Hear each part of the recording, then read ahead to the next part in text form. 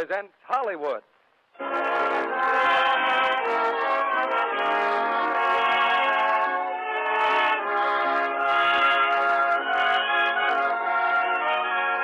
Lux Radio Theater brings you William Powell and Teresa Wright in Shadow of a Doubt, and as our special guest, Miss America of 1943. Ladies and gentlemen, your producer, Mr. Cecil B. DeMille.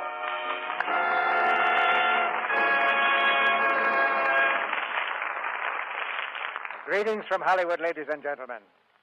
There are connoisseurs of paintings, of wines, of furniture, and of all the other fine arts, but none quite so violent in their opinions as the connoisseurs of mystery stories. And tonight we offer these discriminating critics a collector's item, a piece known to the whodunit fraternity as a Hitchcock, so called because the director, Alfred Hitchcock, is a master of suspense, and the universal picture, Shadow of a Doubt, is one of his triumphs. Tonight we bring it to you with William Powell and Teresa Wright in the starring roles. We borrowed Bill from the cast of Heavenly Body, the new Metro-Goldwyn-Mayer picture. Bill made the Thin Man famous and became one of the screen's most versatile sleuths. But this evening, instead of a detective, well, just wait. Those who saw Teresa Wright on the screen as Mrs. Lou Gehrig and in tonight's play know how fine a performance they may expect from her. Just the fact that she plays a girl named Charlie is a hint of the surprises to come. And speaking of surprises, I imagine it would be a very unpleasant one if you dropped into a store to buy a few cakes of Lux toilet soap and were charged $300 or $400. I have a newspaper clipping here, sent in by a listener. The paper quotes a missionary in China who says that over there, one cake of Lux may cost as much as $120 in Chinese money. Here we take the little comforts of life for granted. But this newspaper should make all of us appreciate buying Lux toilet soap for just a few cents. Now the footlights brighten and the curtain rises on Shadow of a Doubt, starring William Powell as Uncle Charlie and Teresa Wright as Charlotte.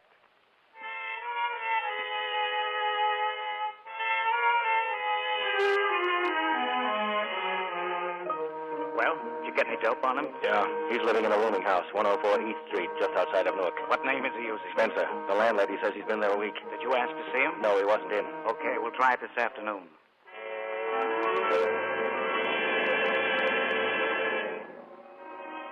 "104 East Street, just outside of Newark, is a mean-looking wooden frame building on a mean-looking street. Upstairs in a shabby, cheerless room, a man lies across the iron bedstead. He's fully dressed, his hands clasped behind his head. Through half-closed eyes, he gazes steadily at the cracked ceiling above him. Then, hearing a step in the hall, his eyes close, and his face becomes an expressionless mask.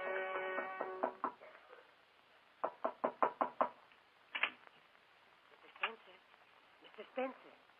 Yeah? Mr. Spencer, I hate to bother you, but I thought you'd like to know there were two men here asking for you. They were sorry you wasn't in. I said you wasn't. Did they, say they'd be back? They didn't say exactly. Maybe I should have let them in. Oh, you said not to disturb you. Yes. Thank you, Mrs. Martin. You look kind of tired to me. I think maybe you need a real rest. That's what I think. Yes. I could stand a rest. Those friends of yours told me not to say they'd called. Wanted to surprise you, but I thought you'd like to know. Of course. And if they come back, can he show them up? Yes. You know, it's a funny thing. Very funny thing. Up to now, those two friends of mine have never seen me. Every time they've called, I've been out, even at other places. Isn't that odd, Mrs. Martin? Well, yes, it is odd. Well, now I'll have to meet them, I suppose. I might even go to meet them. And then again, I may not. Not yet. Well, you just go ahead with your nap. Yes, thank you. If you want anything, you just call. What do they know? They can't know anything. They're just bluffing. They haven't got a thing on me. Not a thing.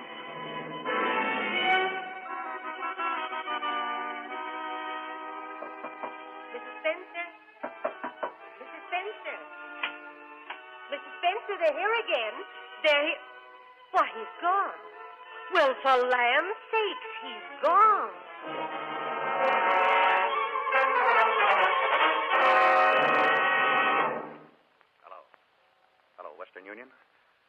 I'm in a pay station. I want to send a telegram. Yes, I've got change. It's to Mrs. Joseph Newton, Santa Rosa, California. Here's the message. Ready? Homesick for you all. Stop. Coming to stay a while. Stop. Arrive Thursday. Love to everybody.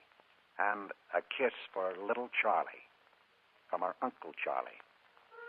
Yeah, that's the signature. Uncle Charlie.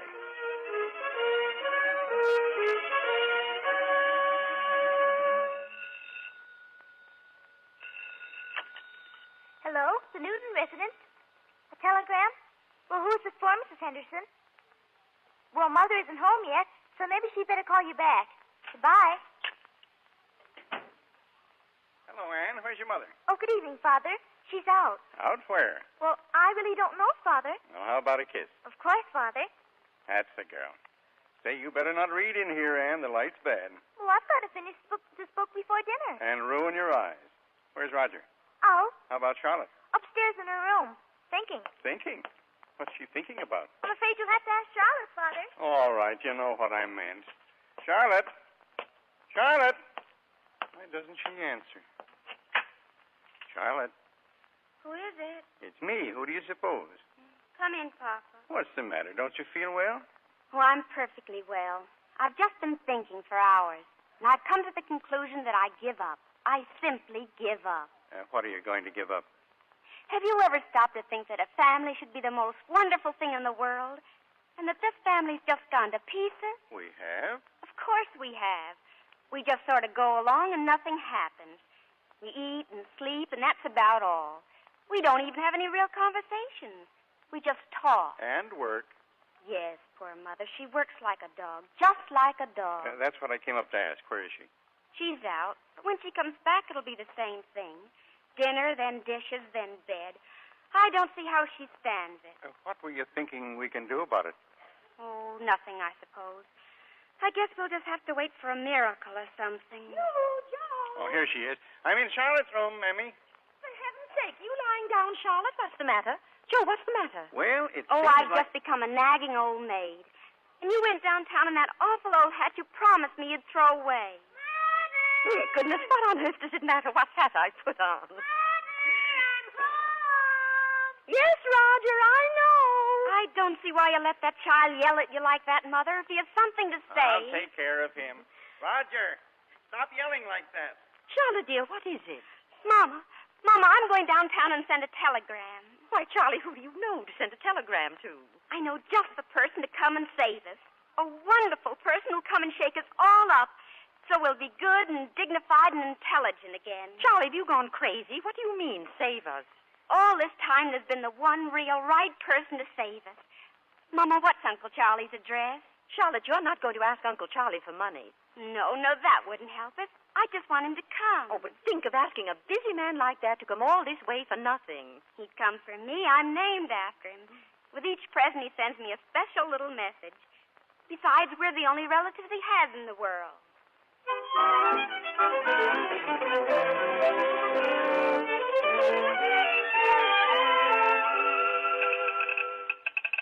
Mrs. Henderson, I'd like to send a telegram. Why, hello, Charlotte. I just called up your house. Telegram for your mother from your uncle, I think. My uncle? My Uncle Charlie? That's him. He's coming to visit you. Arrives Thursday. Oh, Mrs. Henderson, do you believe in telepathy? I ought to. It's my business. Oh, not telegraphy, mental telepathy. Like, well, suppose you have a thought, and suppose the thought's about someone who's in tune with you. And then over thousands of miles, that someone knows what you're thinking, and he answers you. And it's all mental. I don't know what you're talking about. I send telegrams the normal way.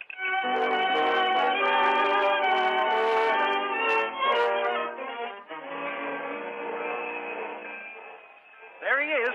Isn't that Uncle Charlie down there? Hey, Charles! Papa, look, he's sick. Huh? Uncle Charlie must be sick. The porter's helping him off the train. Oh, Uncle Charlie! Hi, sir. Feeling okay, sir? Yes, thank you. Ain't been much of a trip for you, sir, lying sick in a made-up berth all the way. You've been very kind. Here, this is for you. Thank you. Why, thank you, sir. Thank you. Uncle Charlie. Oh, Uncle Charlie. Charlie! Well, little Charlie, hello. Oh, are you sick? Let me look at you. You aren't sick, are you? Me sick? Well, certainly not. But I thought the porter was helping you. Oh, Uncle Charlie, that was the funniest thing. Oh, well, little Charlie. Glad to see me, huh? Oh, yes, yes. Hello, Charles. Well, Joe, say, how are you? You haven't changed a bit. How are you, Charles? You're looking great. Hello, Uncle Charlie. And this is Anne. I'll bet you don't remember me, Anne. Well, I remember you sort of, but you look different, sort of. Where's Roger? Roger, come here.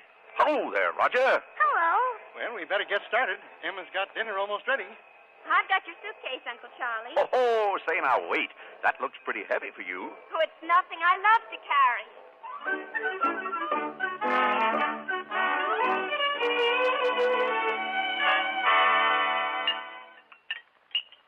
You'll have some more lamb, Charles, won't you? Well, Emmy, it's pretty good.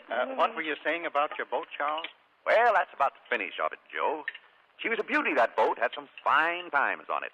But all that's over and done with. It's a different world these days, and we might as well face it. That's the truth, Charles. Say, I've been forgetting something all this time. I brought a few things back with me. There you are, Joe. This is yours. For me? I didn't know you had one, Joe. Well, you didn't have to think of me, Charles. Presents are all right for the children. Say, a wristwatch. Why, I've never had a wristwatch. The fellows at the bank will think I'm quite a sport. One for you, Emmy. Now, you just try this on. Charles, is it? Oh, no. Silver fox. Charles, I've wanted one all my life. It's what you should have. Oh, it's beautiful. And now, for your little present, Charlie. Well, I don't want anything. Right now, I have enough. Before you came, I didn't think I had anything, but now I don't want another thing. I'll go get the coffee. Charlotte. She's crazy. Yes, me. I think she's putting on. She's not crazy. Smartest girl in her class at school. She's got brains. Well, she'll like this when she sees it. Now, you folks just sit here, and I'll take it to her. Tell her the sugar and cream are on the kitchen table, Charles. All right. Charlie, what's the matter? Here, now, you just put those dishes down a minute. I meant it. Please don't give me anything. Nothing? Why? I can't explain. You came here, and Mother's happy, and I'm glad that she named me after you and that she thinks we're both alike. I think we are, too. I know it. It would spoil things if you should give me anything. Well, you're a strange girl, Charlie. Why would it spoil things? Because we're not just an uncle and a niece. I know you. I know that you don't tell people a lot of things. I don't either. I have a feeling that inside you somewhere there's something nobody knows. Something wonderful, and I'll find it out. It's not good to find out too much, Charlie. But we're kind of like twins, don't you see? We have to know. Here, give me your hand. Now, you wear this ring. You wear it for me. You hear? Thank you. But you haven't even looked at it. I don't have to look at it. Let me show it to you. It's a good emerald, a really good one. And good emeralds are the most beautiful things in the world. Oh, you've had something engraved on it. No, I haven't, but I will, if you'd like me to. But you have, Uncle Charlie, you have. It's very faint. I can just read it. It says, T.S. from D.M. What? They must be someone else's initials. Jeweler rooked me.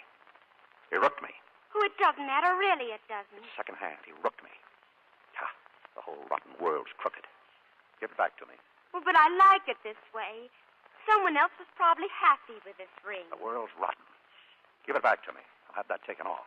No, it's perfect the way it is. I'm going to keep it, Uncle Charlie.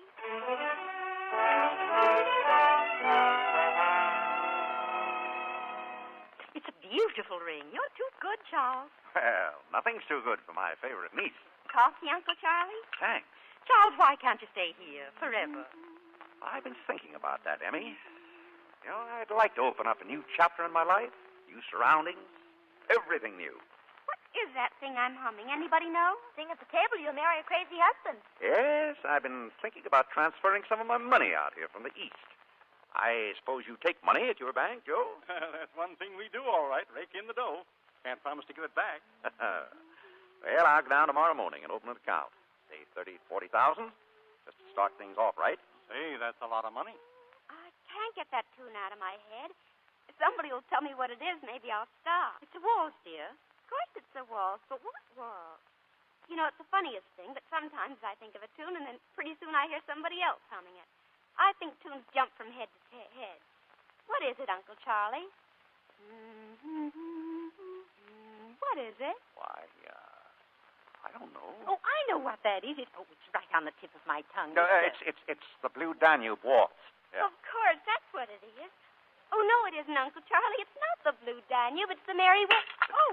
Oh, now look what I did. A whole cup of coffee. I'm terribly sorry, Hammy. Hand me a napkin, Anne. Oh, now it's nothing to make a fuss about. Just sit down, Anne. And, Charles, while we do the dishes, you go in the living room and read the evening paper. You look tired. All right, I will. Thanks, Hammy.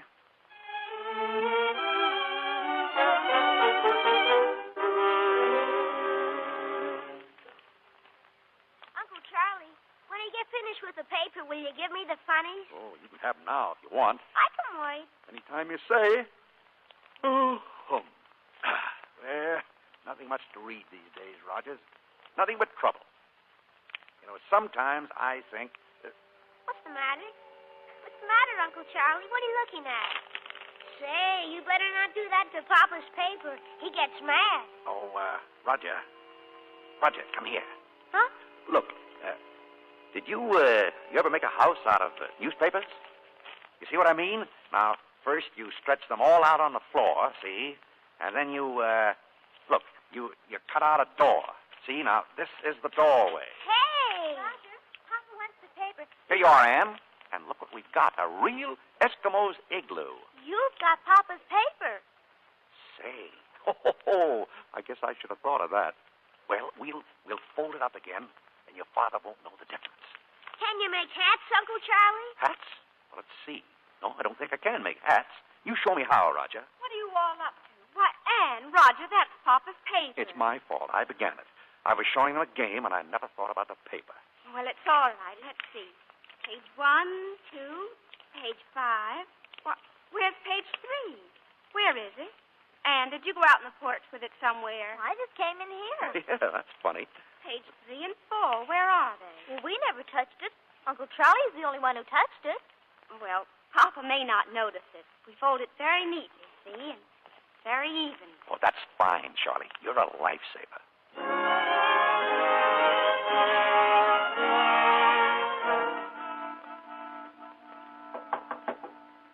Come in. Hello. Well, you still up? I remembered you'd like a pitcher of water by your bed. Here you are. Oh, thank you, dear. You're very thoughtful. And I guess I ought to thank you for giving up your room to me, too. Well, I'll be comfortable in with Anne. Well, good night. Sweet dreams. Oh, Uncle Charlie, I know something. I know a secret that you don't think I know. What secret? Well, remember I said you couldn't hide anything from me? Well, now I know there was something in the evening paper about you. About me? In the evening paper? About you. Please show it to me. I won't tell a soul. Well, now, how do you know there was something? Well, that's why you played that game with Roger and Anne. You didn't want us to know, and you wanted to tear it out of the paper. So now that I know, you've got to tell me. Well, I guess you have me. But it wasn't about me. Is that the page there on the dresser? Well, look now, just don't bother your head about it. I want to see it. No. But I want to. Now, it's none of your business. Give it to me. Oh. Let go, you hear? Oh, Uncle Charlie, you're hurting me. Your hand. Oh, I'm sorry. But give me the paper, Charlie. You hurt my wrist. Oh, Charlie, I didn't mean to. I guess I must have grabbed you harder than I thought. I was just fooling about it. You know, it was some gossip. Not too pretty. About someone I met up with once. It's nothing for you to read. Forget it. Charlie, don't look at me like that. It's nothing, really. Nothing? Of course not. Now, good night. Good night, Uncle Charlie. Pleasant dreams.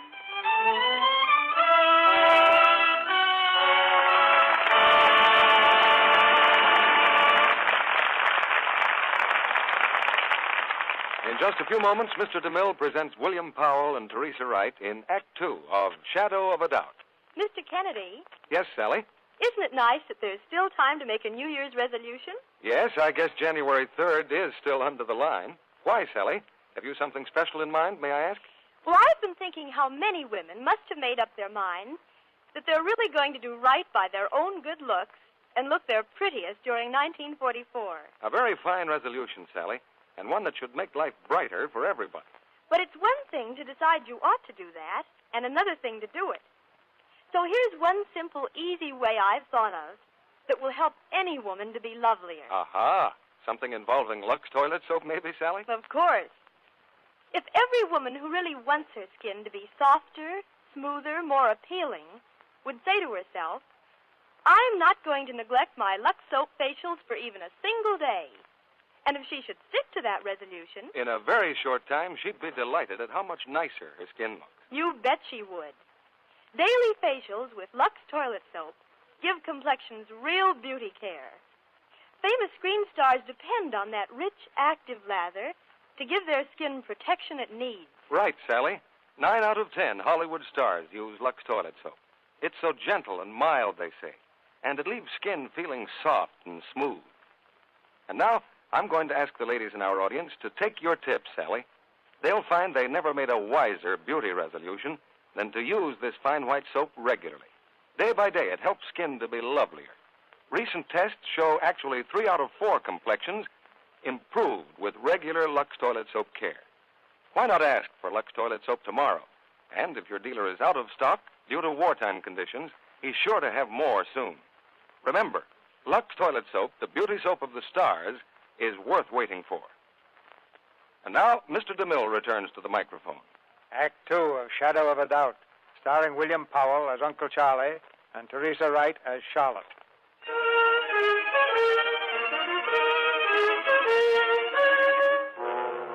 It's the following morning, and Emmy has just brought Uncle Charlie his breakfast.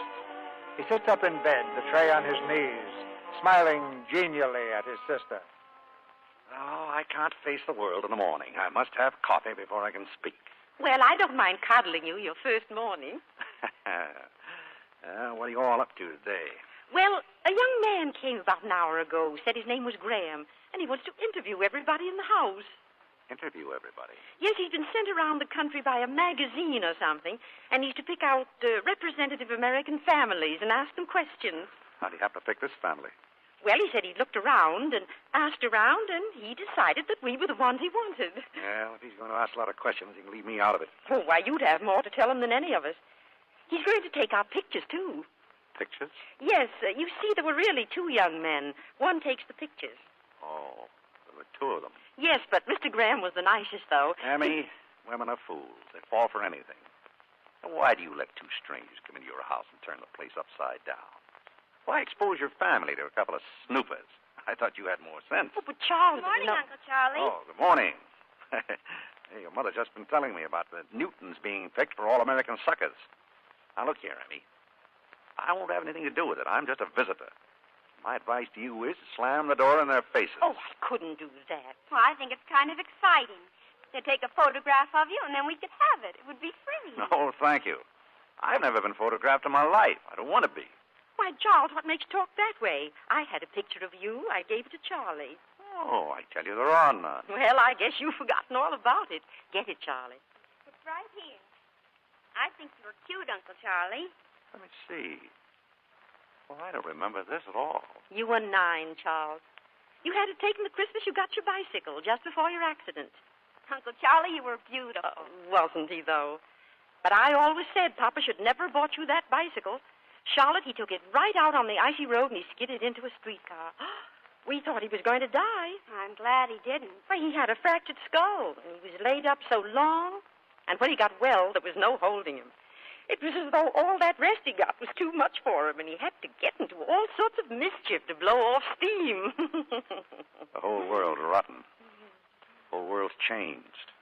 Everything's different. Oh, you were a wonderful boy, really, Charles. What's the use of looking backward? What's the use of looking ahead? Today's the thing. That's my philosophy. Today. Well, Charles, if today's the thing, you'd better get your clothes on and get to the bank. Joe will be waiting. He's going to take you into Mr. Green. He's the president.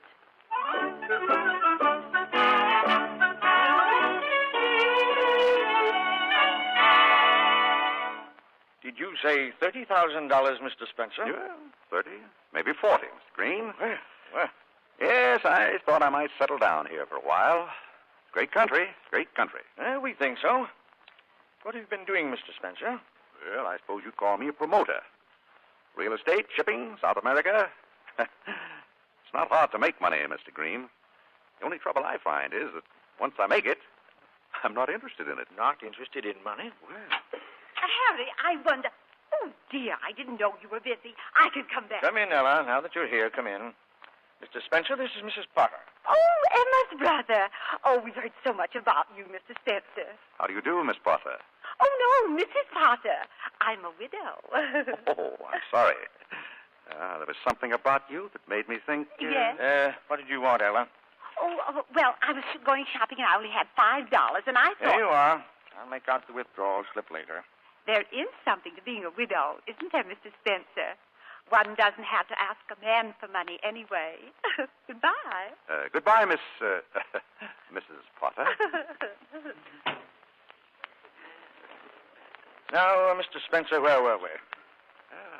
Very attractive woman, that, Mrs. Potter. A widow, huh? Yes, Potter left her quite a bit of money. You don't say.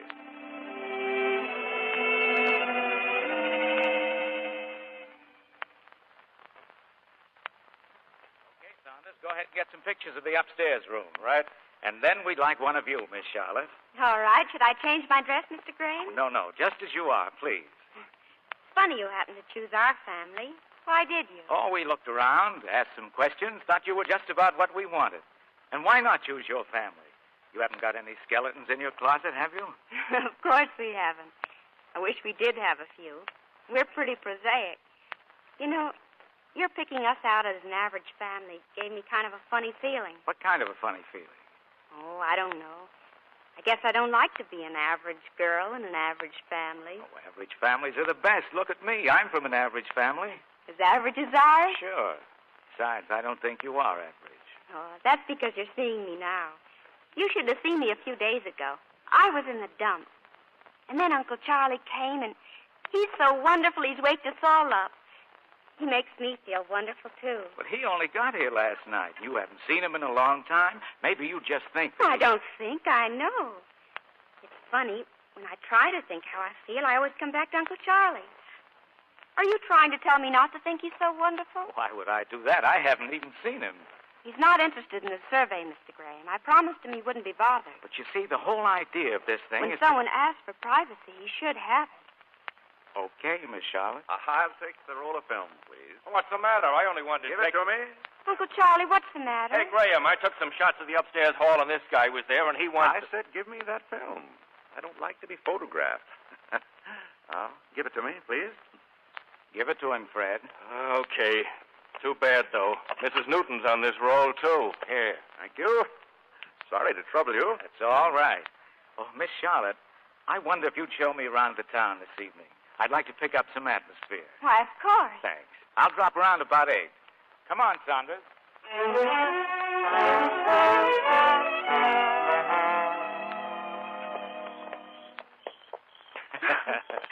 I can't get over your breaking your arm when you were 10 and my breaking my arm when I was 10 in exactly the same place. My wanting to run away from home and you wanting to run away from home. I didn't want to, really. It was just a gesture. No, I didn't want to either. I guess I was just showing off. Well, you don't have to show off with me. Shall we sit down? Sure. You know, Mr. Graham, I think you must have an awfully interesting job. Going into people's houses, asking a lot of questions. Just like an international spy. That tune you're whistling. Yeah? Why did you whistle that? No particular reason. Why do you ask? There's something strange about you. All those questions, the things you want to know. Charlotte, listen. I know what you are. You're a detective. There's something the matter, and you're a detective. Listen to me. I don't want to listen. I came here to this town to find a man. I hadn't counted on you. Find a man? What man? There's a man loose in this country. We're after him. We don't know much about him. We don't even know what he looks like. Charlotte, think. How much do you know about your uncle? Why, he's my uncle. He's my mother's brother. What has he done? Can't tell you what he's done, but this man we want may be your uncle. Well, I don't believe you. We're after one man. Your uncle may be the man. We think he is. But in the east, there's another man who's being hunted, too. Hunted through Massachusetts and into Maine. He may be the man. Uncle Charlie hasn't done anything. He knows it would kill my mother if he'd done anything. Why, he's her brother just like Roger is mine.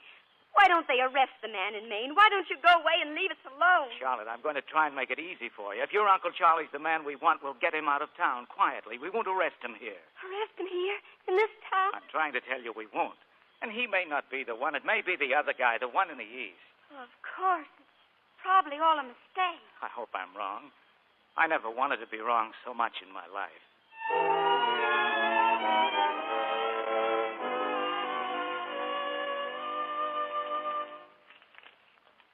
Charlotte, the library's supposed to close at 9 o'clock sharp. Yes, I know, Miss Corcoran. I just want to look at this newspaper. If I make one exception, I'll have to make 1,000. Anyway, that's yesterday's paper. It's the recipe I wanted. Someone tore it out at home. Well, hurry up. I'm closing right away. Police hunt murderer. Boston, Massachusetts, February 8th. In their search for the so-called Mary Widow murderer, the police have thrown a cordon around the northeastern states, and the announcement of his arrest is expected daily. All names the accused are thought to be aliases. When found, he'll be charged with the murder of 3 wealthy women. His victims have uniformly been widows of large means. His latest victim was Mrs. Bruce Mathewson, the former musical comedy star known to audiences at the beginning of this century as Teresa Shenley. P.S. From the end. The ring. P.S. Teresa Shenley.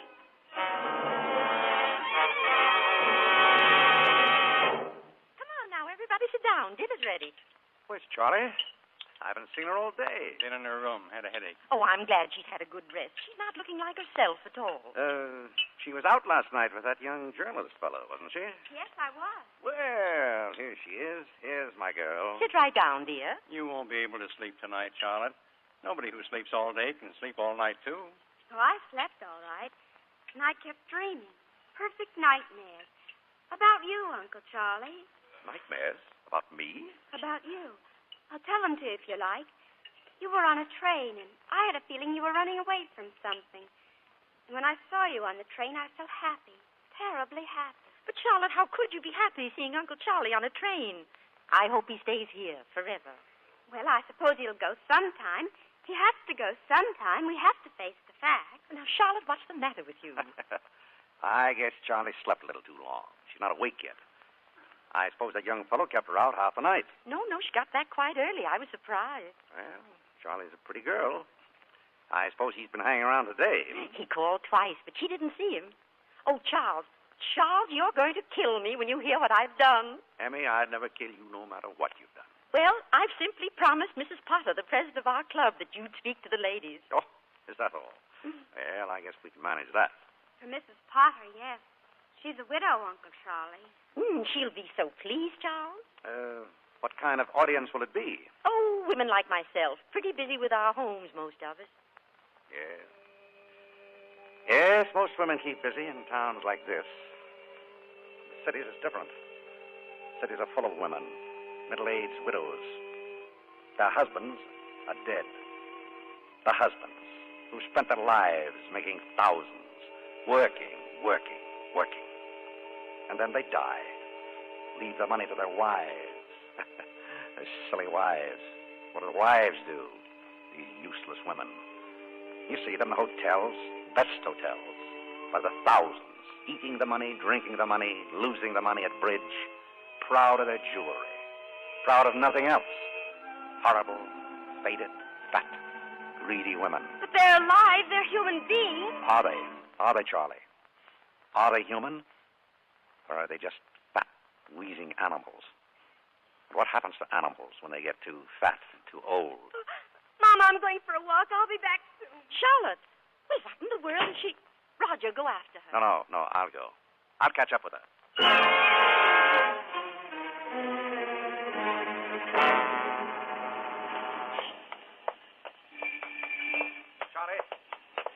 Charlie, wait. Let me go, please. Charlie, what's the matter? What's the matter? Look, we can go to this bar here. I want to talk to you. You're hurting my arm again. Well, then come in with me. I can't. I've never been in a place like this. It's all right. Why do you make me come in here? It's an awful place. Well, what does it matter where you are? Sit down. Yeah, what'll it be? Nothing. Bring her a ginger ale, and I'll have a double brandy. Brandy? Okay. What, Charlie? Well, You think you know something? That young fellow told you something. Jack, why should he know anything about you?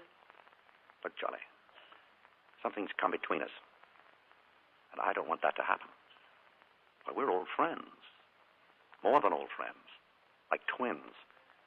You said so yourself. Don't touch me, Uncle Charlie. Don't touch my hand. What did he tell you? What did that boy tell you? How could you do things like that? You're my uncle. You're my mother's brother. We thought you were the most wonderful man in the world. Charlie, what do you know? I want to give you back your ring, Uncle Charlie. T.S. from B.M. Teresa Shenley from Bruce Mathewson. I'm going home. No, sit down. Sit down. Charlie, you think you're the clever little girl who knows something, don't you? Well, what do you really know? You're just an ordinary little girl living in an ordinary little town. You go through your ordinary little day, and at night you sleep your untroubled, ordinary little sleep filled with pleasant, stupid dreams. That I brought you the nightmares? Or did I? You live in a dream. You're a sleepwalker, blind. What do you know about the world? Do you know that if you rip away the fronts of houses, you'll find swine? The world is rotten. What does it matter what happens in it? Are you silly enough to imagine that what I've done is important to anyone? Wake up. Use your wits, Charlie. Learn something. Let go of my hand. Let me alone. Charlie, come back. You've got to listen to me, Charlie. Oh, please. So you think you found me out, you and your young friend Graham? I don't know. I'm not going to tell him what I know. He may find out, but I won't tell him. He won't find out. I'm only asking you one thing. Go away and leave us alone. No. I'm staying, Charlie. I'm not going away.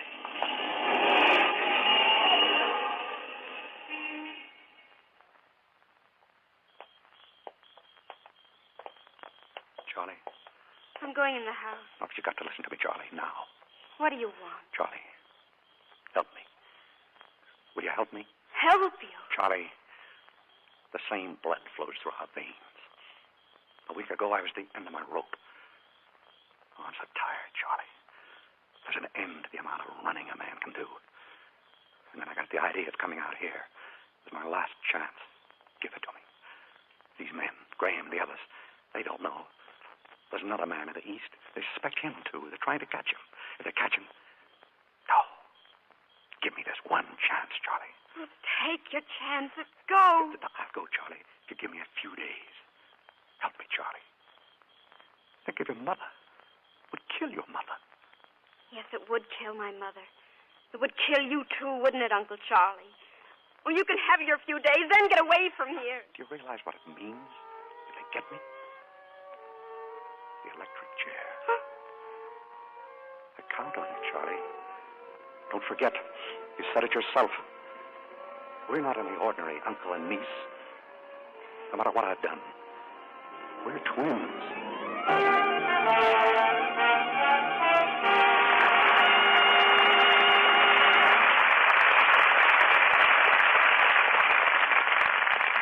We pause now for station identification. This is the Columbia Broadcasting System.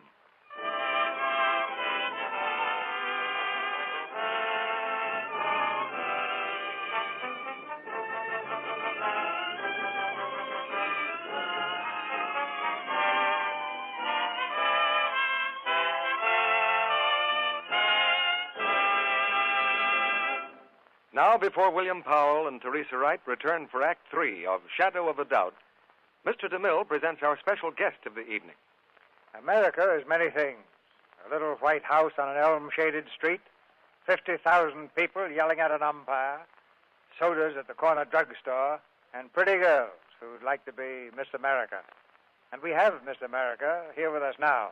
Ladies and gentlemen, the glamour girl of the year, Miss Jean Bartell, who is Miss America of 1943.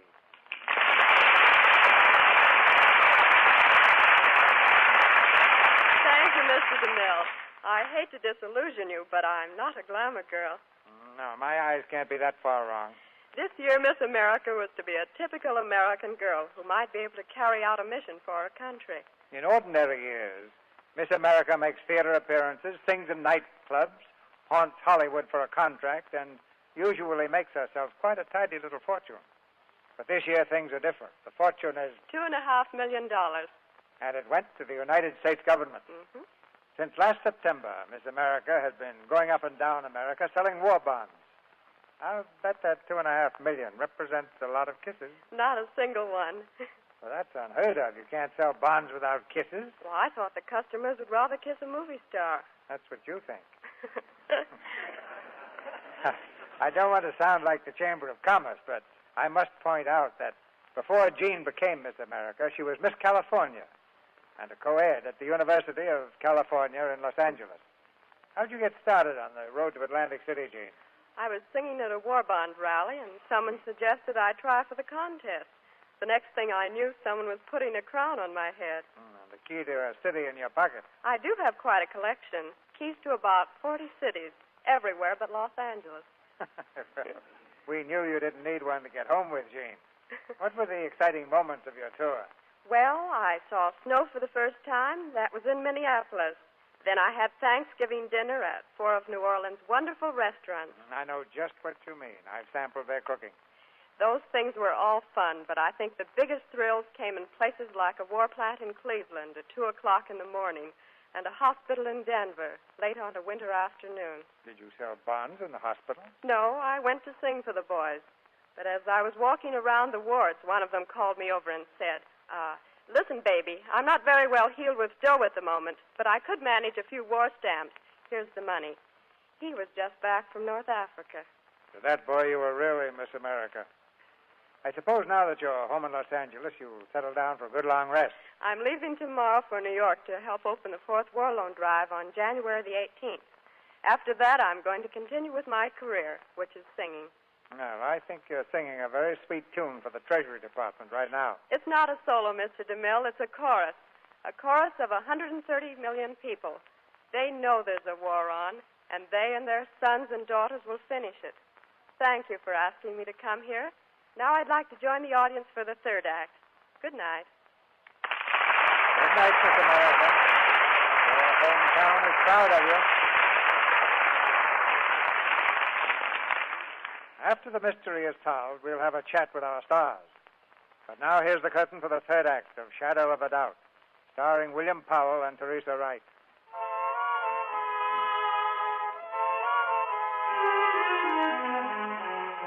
There's no longer any doubt in Charlotte's mind.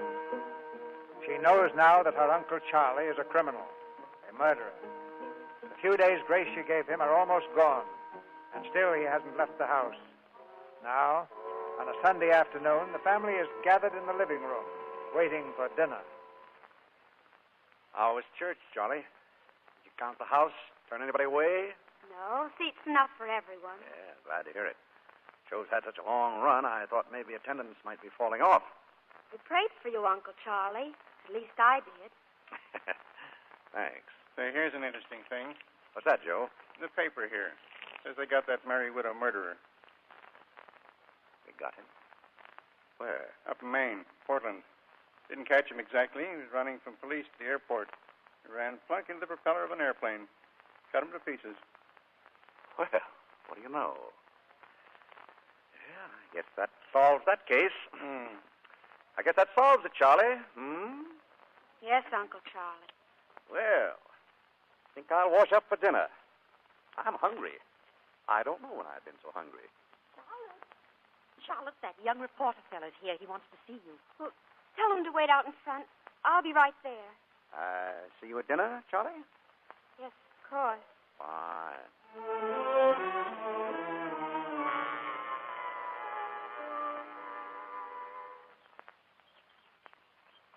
Then we got a wire from Maine. They called us off the job. I'm just coming up for air. Well, me too. Now that it's over, Jack, I don't want to talk about it anymore. I want to pretend that nothing ever happened. Well, you won't have to pretend much. Nothing did happen. I'm glad you never did know what we suspected your uncle of. Yes. Well, I guess that's all. Well, look, Charlotte, Saunders and I know. You have to go away. Yes. I knew you'd have to go away, but I hadn't thought about it. I'll be alone again. Alone? In that beehive you live in? Besides, I'm coming back. Well, when? When are you coming back? As soon as I can make it. I don't want you to go. I feel... How do you feel? You're not frightened now, are you, Charlotte? Frightened? Oh, I know what I did to you. And don't think I haven't tossed around every night for a week worrying about you. Why? Why, Jack? I don't know. I guess it's probably because I'm in love with you. Are you? That's why I'm coming back. Oh? I thought if we got engaged now, today I mean, why, then maybe we could get married when I get back. I suppose it is better to be engaged for a while, even if it is only for a little while. We'll get married. That's all there is to it. Oh, Charlotte. Oh, there. Oh, hello, Mr. Spencer. I was just saying goodbye to Charlotte. Oh, all finished here? All finished. I'll be back. You'll be seeing me around. Oh, yeah? Not on business, though. Well, sometimes I'm pretty obtuse, but I think I understand about your coming back. Charlie's a fine girl. I think so, too. Goodbye, Mr. Spencer. Goodbye. Bye, Charlotte. Goodbye. Come back soon, Jack. You bet. Take good care of her, Mr. Spencer. Oh, I will. I certainly will. Fine boy, Charlie. Fine boy. When are you leaving, Uncle Charlie? Oh, no need to hurry now. We're all happy here. When are you leaving, Uncle Charlie? Look, I just told your mother. I'm going to build a new house for you folks. Give it to you. When are you leaving? Well, I'm not going. I want to settle down here. Have money in the bank, have some sort of business. Be a part of this family. I see. And the most sensible thing for you to do is to be friends with me. I can do a lot for you, Charlie. Make life easier for your mother. Make you all happy. No, not you. We don't want anything from you. I wish I'd told my mother about you. I wish I had. And how do you think your mother would have felt? What do you think it'll do to her now? I know. Don't be afraid. I can't tell her. Oh, but I'm not afraid, Charlie. And what have you to tell? Who'd believe you? A waltz runs through your head. You don't like the initials in a ring. You connect it all up with a newspaper clipping. And now you haven't the ring. I don't know what became of it. You have it. Have I? Oh, no. I gave it to you. I don't want you here, Uncle Charlie. I don't want you to touch my mother. So go away. I'm warning you. Go away. She's the only one who knows. The only one. If it weren't for her, I'd never have to worry. I'd be safe. Safe.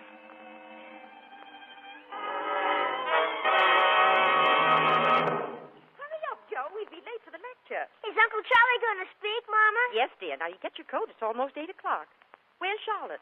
She went out to the garage to get the car. Oh, Roger, when the lecture's over, we're having company here. They're all coming home with us.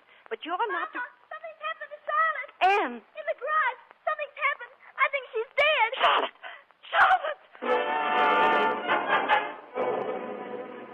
Charlotte! Charlotte, dear, are you all right, darling? Yes. Oh, sure, she's fine. Emmy, don't worry. See? She's fine now. She was locked in the garage. I heard the car running, and I opened the garage door, and she was lying there on the floor. Carbon monoxide. Very common type of accident. Charlotte, how did it happen, dear? It was so funny. When I went to get the car, the motor was running. I couldn't find the key. The key was gone, and then I heard the garage door close behind me. It must have been the wind. Yes, the wind, but the keys. Why weren't they in the car? Oh, why, they were, Charlie. When Anne found you, I went in and turned off the motor myself. Oh, I see. It was you, Uncle Charlie. Yes, I turned off the motor. I see. Well, come on now. I'll carry you upstairs. No, Charlotte. I don't want him to carry me. I'm all right, Mama. Well, I've called and postponed the lecture. No, Mama, please go. I want you to go, all of you. Please. All right, dear. All right.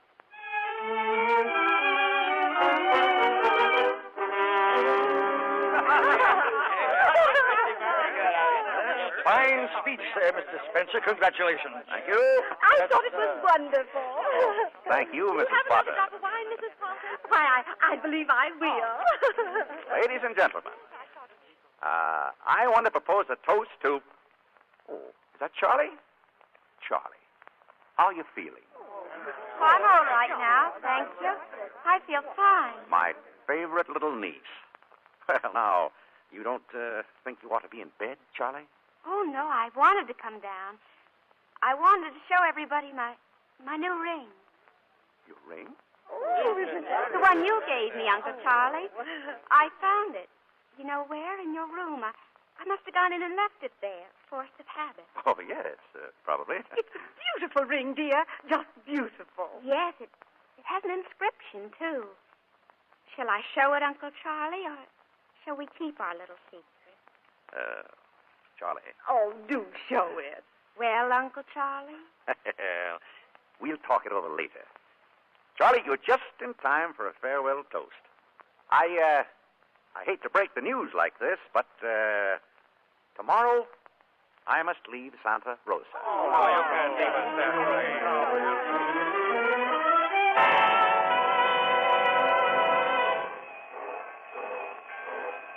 Children, you better get off or the train will start with us. Goodbye, Charles. Goodbye, Emmy. Bye, Charles.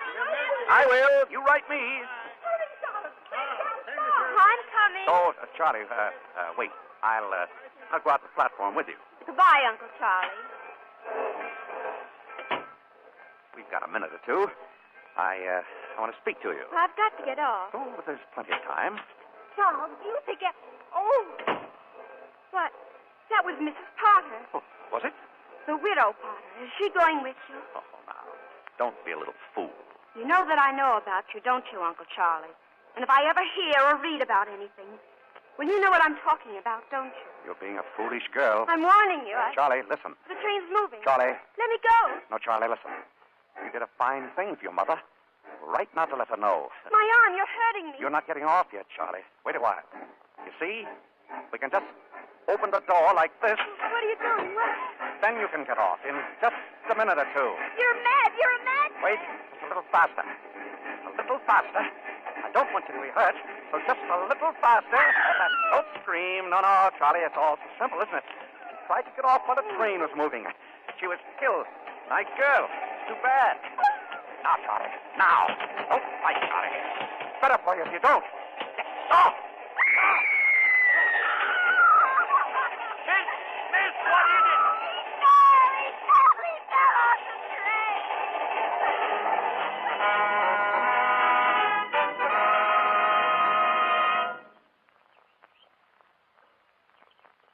They held a funeral yesterday. The minister said that Santa Rosa had gained and lost a son that we could all be proud of. They didn't know. Charlotte, I wish I'd been here. If you'd only told me, darling. I couldn't. He was my uncle. I know. He thought the world was a horrible place. He couldn't have been very happy ever. No. He didn't trust people. He hated them. He hated the whole world. Do you, Charlotte? Hate the world? No. Oh, it sometimes needs a lot of watching, I guess. Seems to go to pieces now and then, like him. But it gets better. Almost in spite of itself, it gets better, and there's still love in the world. So much love.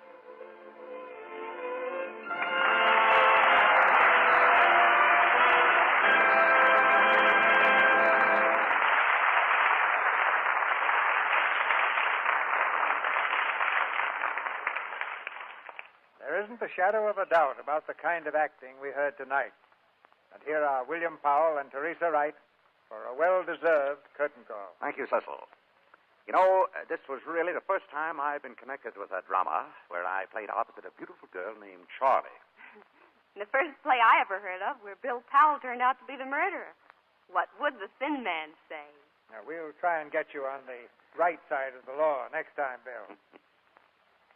Did you know, by the way, that your co-star holds one of the most unusual records in Hollywood? Well, she became a star just about overnight. Now, in addition to that, and this can only be whispered, Teresa has never been seen in a nightclub.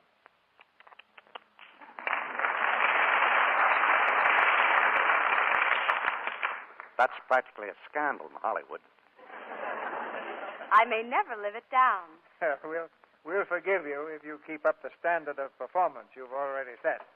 What was your background in the theater, Teresa? I played in summer stock. Naturally, that included building scenery, wrestling props, painting backdrops, taking tickets, and sweeping up the theater. That sounds like old home week to me. Then, just before Mr. Goldwyn brought me to Hollywood, I was in Life with Father in New York. From Life with Father to Life with Goldwyn.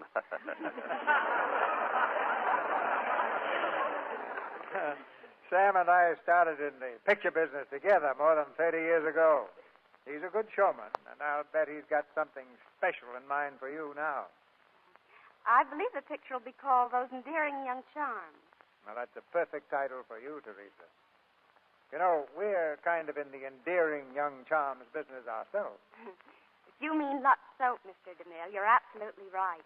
It endeared itself to me when I was quite young, and everyone knows it's very helpful in keeping a charming complexion. Now, for proof of that, Teresa, I refer the Lux audience to any photograph that does you justice. And that comes from an experienced judge of beauty. Now, what's on the docket next week, Cecil? It's the current Warner Brothers success, The Constant Nymph. And our stars will be Charles Boyer and Maureen O'Sullivan. The Constant Nymph is the story of a composer and a girl whose deep affection and sacrifice inspires his work. It was a great favorite on Broadway and has just become a hit motion picture. I think you'll repeat that success on the air, Cecil. Good night. Good night. Good night. Good night. The next time we have a murder case, Bill, we'll send for you. Ladies and gentlemen, a very fine New Year's gift has just come to the Lux Radio Theater. This program has been named radio's #1 dramatic production of 1943 in 2 different polls.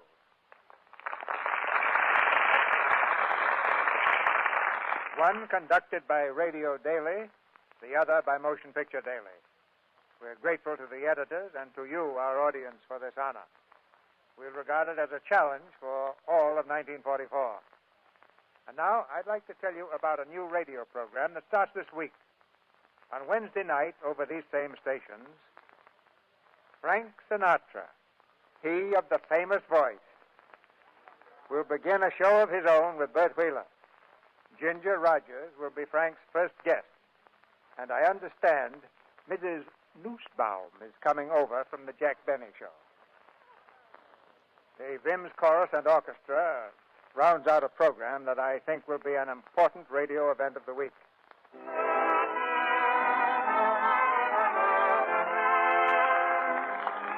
Our sponsors, the makers of Lux Toilet Soap, join me in inviting you to be with us again next Monday night when the Lux Radio Theater presents Charles Boyer and Maureen O'Sullivan in The Constant Nymph. This is Cecil B. DeMille saying good night to you from Hollywood.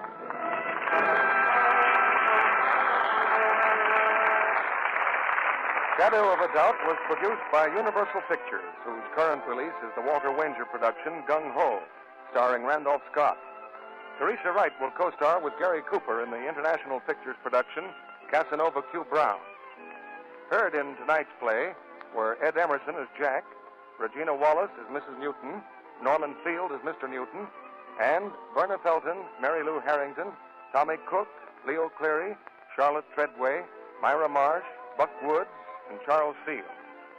This program is broadcast to our fighting forces overseas by shortwave through cooperation with the Armed Forces Radio Service. Our music was directed by Louis Silvers.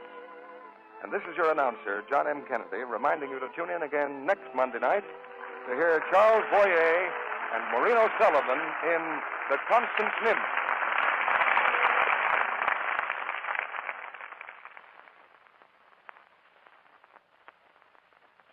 Want to know a secret? Your ration points go farther, go further, go farther. Your ration points go farther, further when you're cooking with fries. Yes, ma'am. Fries to buy. Gives lighter cakes, crispy, digestible fried foods, mouth-melting pastry. Tomorrow, ask your grocer for Fry shortening. This is the Columbia Broadcasting System.